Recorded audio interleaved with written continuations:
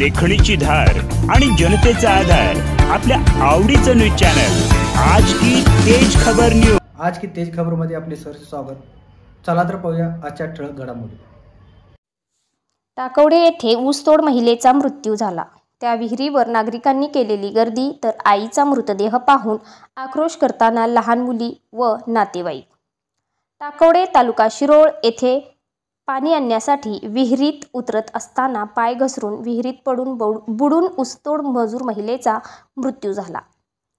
लक्ष्मी अनिल चव्हाण वय 32 राहणार पारधी तालुका जळगाव जिल्हा बीड असे मृत मजूर महिलेचे नाव आहे। मंगळवारी सायंकाळी 6च्या सुमारास मोहन कांबळे यांच्या गट नंबर 1431 मधील विहिरीत ही घटना घडली।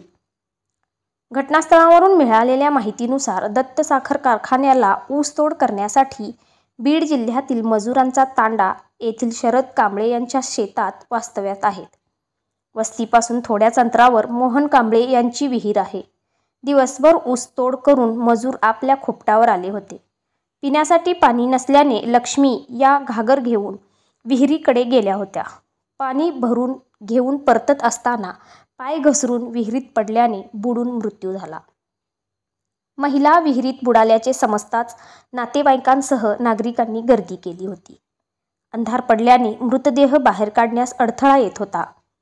घटनास्थळी शिरोळ पोलीस आल्यानंतर विहिरीच्या तळाशी गेलेला मृतदेह बाहेर काढण्यासाठी पोलिसांनी कुरुंदवाड येथील दशरथ शिकलगार, शिवदत्त सोनार या पट्टीच्या पोहणाऱ्यांना बोलावून घेत रात्री मृतदेह बाहेर काढला।